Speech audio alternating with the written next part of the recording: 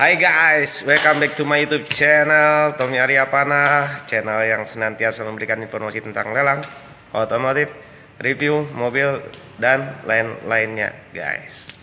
Jadi di sini gue mau kasih informasi untuk kali ini di video gue,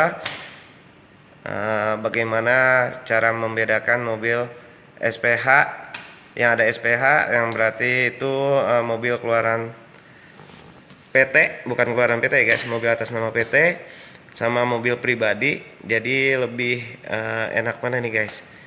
Istilahnya kalau misalkan ini mendingan kita ngangkat mobil PT atau ngangkat mobil yang pribadi. Nah, di sini gue kasih kelebihan dan kekurangannya guys. Jadi kalian bisa ikutin terus channel gue. Jangan lupa untuk like, comment, share, and subscribe guys. Sekali lagi, tanpa dukungan kalian tetap gue bukan apa-apa guys. Ikutin terus video gue guys.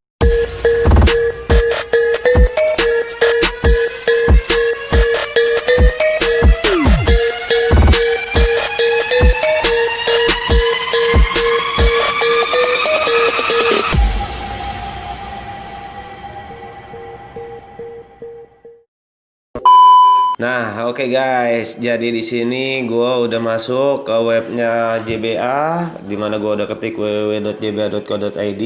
Kalian bisa lihat di sini.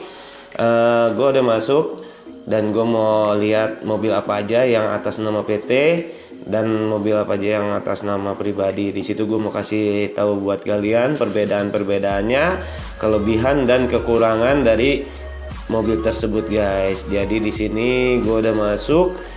Rencana gue mau untuk buka di yang Jakarta Meruya nih guys, untuk lelang di tanggal 18. Nanti gue kasih lihat buat kalian semua. Ini udah keluar daftar-daftarnya, tapi kemungkinan gue akan bahas salah satu mobil aja guys. Jadi untuk yang pribadi cuma satu, yang PT nya juga cuma satu guys. Oke, kalian ikutin terus, nanti akan gue review buat kalian semua guys. Oke, yang pertama itu gue mau nge-review di lot 22 ada Nissan Grand Livina XP 1,5 tahun 2015. Untuk transmisinya otomatis, untuk bahan bakarnya bensin, plat serinya B1793PYB. Masa berlaku STNK 21 bulan 8 2020 dengan harga open bidnya di 88 juta. Dia mempunyai grade eksterior C, grade mesinnya B, grade interiornya C. Nah, di sini gue mau kasih lihat buat kalian semua, mobil ini ternyata ada SPH-nya guys. Jadi kalau ada SPH-nya ini berarti memang mobil atas nama PT guys. Nah, di sini gue mau kasih lihat mobil ini kondisinya itu untuk eksterior di C.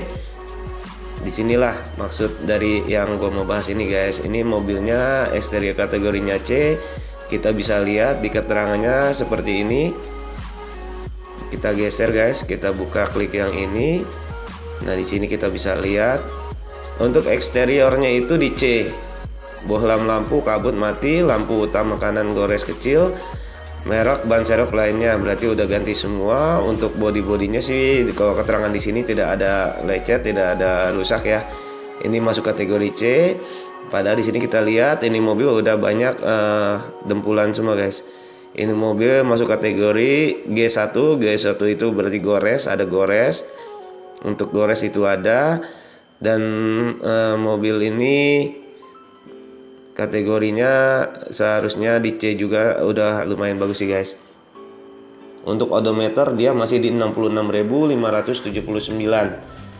Udah agak sedikit capek karena ini mobil tahun 2015 ya, sebenarnya masih layak sih guys. Ini mobil mungkin dulunya dipakai oleh pejabatnya di PT tersebut mungkin ya. Nah, di sini gue mau bahas kelebihannya. Untuk kelebihan mobil bekas harga PT itu kita bisa dapat yang lebih murah dari harga pasaran guys biasanya ya. Dan juga mobil ini kalau kita cek dia ada keterlambatan dendaan pajak. Seperti ini kan pajaknya itu mati di bulan 8 2020.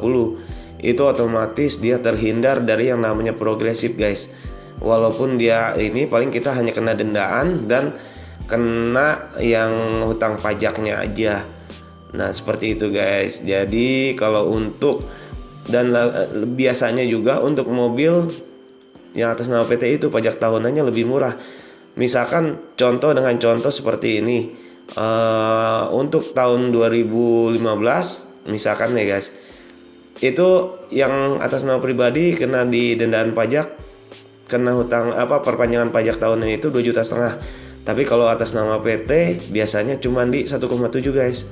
Dan juga biasanya kalau untuk atas nama PT kondisi mesinnya itu masih kondisi mobil masih terawat apik. Dengan kita lihat di sini grade mesin itu masih di B, interiornya di C, karena biasanya kalau bagi-bagi pejabat yang memakai mobil inventaris dari kantor, dia ada supir yang ngerawatnya lagi guys. Kalian bisa lihat seperti ini. Cuman kalau untuk kekurangannya biasanya orang susah untuk menjual kembali. Karena apa? Karena banyak pertimbangan. Biasanya mobil itu bekas capek kalau yang ada bekas PT. Tapi kita lihat di sini, ini mobil masih layak, odometernya juga masih rendah 66.000. Jadi kayaknya sini belum capek guys. Juga kondisi mobil tidak menentu. Kalau untuk yang kekurangan bekas PT, kita lihat di sini kondisi mobilnya masih bagus. Untuk mesinnya itu ada di grade B. Jadi ini masih keren banget. Terus kalau untuk mutasinya harus ada SPH guys. Jadi SPH itu di sini memang keterangan SPH-nya hanya untuk keterangan bahwa ini mobil, membedakan mobil PT atau pribadi.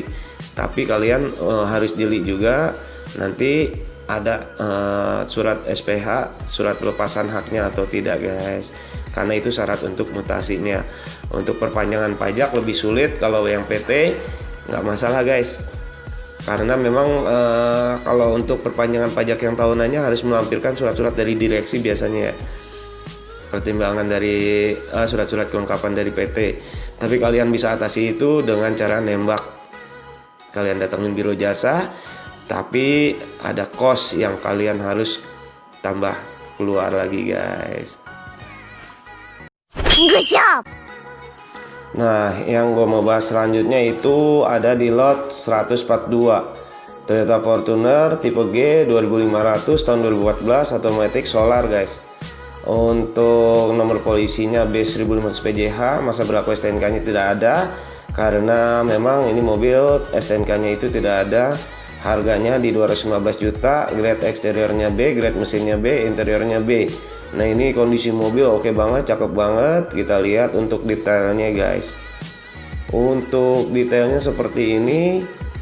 Nah kalian bisa lihat sendiri. Seperti ini guys. Jadi tidak ada SPH, cuman di sini untuk masa berlaku STNK tidak ada karena STNK tidak ada. Faktur ada untuk BPKB 30 hari kerja, transmisi otomatis. Nah, di sini gue mau membedakan antara mobil PT dengan mobil yang pribadi punya. Kalian bisa lihat untuk grade kita nggak usah bahas ya guys. Jadi karena grade-nya itu memang masih bagus. Nah, di sini gue mau bahas pengalaman gue nih guys. Pengalaman gue mengangkat mobil yang tidak ada STNK. Tapi ternyata mobil tersebut gue kena progresif ke-5 guys. Jadi utang pajak itu 5 tahun.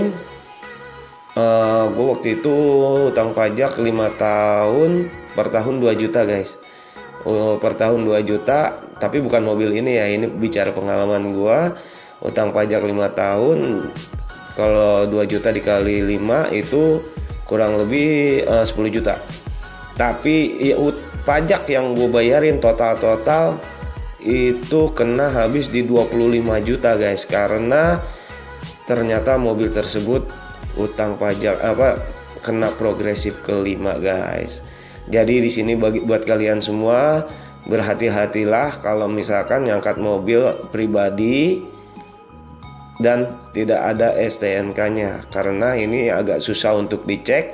Apalagi untuk keterangan di sini nopol sudah dijual, Samsat online berada di JBA. Oke, nopolnya sudah dijual, berarti kita udah nggak bisa ngecek lagi di Samsat online ya guys. Jadi kalian hanya bisa ini langsung dibawa ke kantor Samsat, dicek. Nah di situ baru kelihatan hutang pajaknya. Berarti kalian kalau ngangkat mobil ini agak gambling untuk masalah pajaknya. Tapi overall kalau untuk kondisi mobil, grade eksteriornya itu di B, grade mesin B, grade interiornya B, ini mobil masih cakep banget guys. Sekarang kita buka untuk masalah grade-nya, kira-kira sesuai atau enggak yang ditulis sama pihak DBA. Untuk eksterior B itu hanya bohlam lampu kabut mati, reflektor lampu rem kiri retak, kondisi ban belakang kiri bocor, ban serep lainnya. Kalian bisa pertimbangkan sendiri kira-kira layak atau tidak untuk grade B ini. Untuk interiornya itu ada di B, setir kusam, lighter tidak ada, kursi tengah kotor, kursi belakang kotor, kursi depan kotor, pengemudi juga kotor guys. Kalian nilai sendiri ya guys. Untuk mesinnya juga di sini oli bocor atau oli rembes, kondisi transmisi cukup, jumlah remote kunci 1. Nah, untuk ada oli bocor ini kira-kira layak atau tidak untuk mendapatkan grade B ini guys. Untuk odometer masih di 87.000. Untuk tahun 2014 odometer segini masih layak nih guys. Berarti mobil belum capek juga. Itulah kalau kelebihan dari mobil pribadi ini. Mungkin ya namanya mobil pakaian sendiri, kondisi mobilnya pasti dirawat guys. Oke, sekian informasi dari gue guys, semoga bermanfaat. Apabila ada yang kurang ditanyakan silakan kalian komen di bawah guys. Nah itu dia guys, jadi perbedaannya itu banyak banget. Istilahnya kelebihannya antara mobil pribadi dengan mobil PT.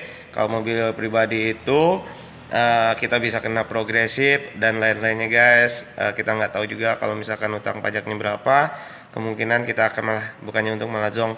Tapi kalau mobil yang ada SPH-nya otomatis itu mobil keluaran PT, kita dia biarpun ada tunggakan dendaan pajak dia tapi tidak progresif guys. Cuman perbedaannya di sini kita harus ada surat lampiran SPH-nya.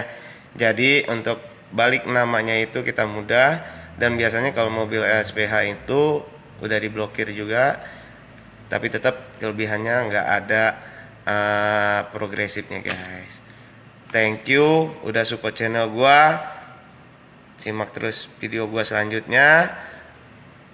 Sukses buat kalian semua. See you, bye bye next video.